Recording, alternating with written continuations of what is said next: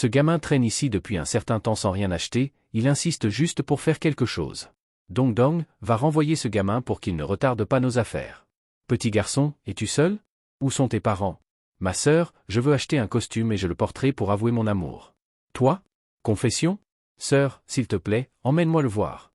Ok, je t'emmène en choisir un joli. Bien. À qui vas-tu te confesser? Sœur, c'est ce que je veux. Cet ensemble coûte plus de 10 000. C'est bon, j'ai de l'argent. Petit garçon, laisse-moi t'aider à faire tes bagages et à partir. Je promets de le rendre beau. Non, je veux juste que cette sœur m'aide. Bien. Soyez prudent sur la route. Bien. 13 007. Comment osez-vous demander autant d'argent à un enfant de 9 ans? Savez-vous qu'il s'agit d'un cas qui sauve des vies? C'est celui qui nous a pris nos ceintures. Quel genre de magasin est-ce? C'est elle qui a vendu le costume à ton enfant. Êtes-vous la mère de l'enfant?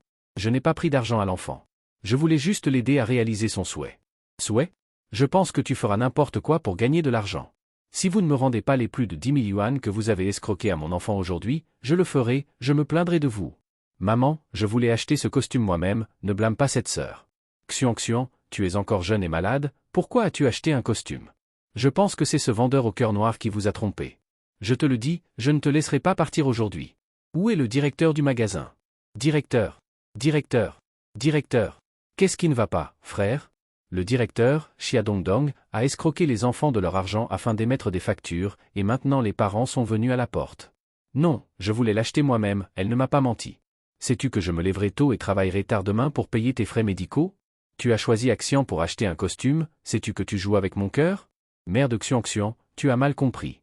Xian m'a dit hier que tu avais eu une vie difficile et que tu n'avais jamais eu de mariage décent, alors elle voulait t'acheter un costume, être ton marié et réaliser ton rêve.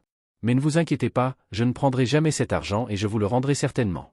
Xian, si tu aimes porter des costumes, pourrons-nous les porter quand nous serons grands?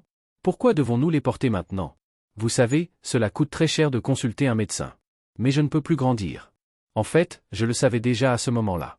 Je vous en prie, s'il vous plaît, suppliez mon fils, il n'a que 9 ans, sa vie ne fait que commencer, nous valons n'importe quelle somme d'argent, je vous en prie, s'il vous plaît, suppliez-le. Je n'abandonnerai pas. Chaque jour, quand le ciel était sombre, j'étais trop fatigué pour payer les médicaments, et le soir, je devais donner à mes parents les vêtements qu'ils m'avaient donnés. Papa et maman, vous assumez toutes les responsabilités vous-même. Ma vie ne peut plus être guérie. Tu es le même, et quand je partirai, je te rendrai heureux à nouveau. À ce moment-là, je pensais juste à la façon dont tu me mettrais un costume. Je pensais que tu étais au paradis, me protégeant. Papa. C'est juste ma faute. Le toit que j'ai créé, quoi qu'il arrive, n'est pas mon meilleur. Cet enfant n'a jamais été un fardeau pour sa mère, mais le plus beau cadeau pour elle. Peu importe à quel point vous êtes fatigué, tant que vous êtes heureux, tout ce que fait maman en vaut la peine. Merci d'avoir regardé.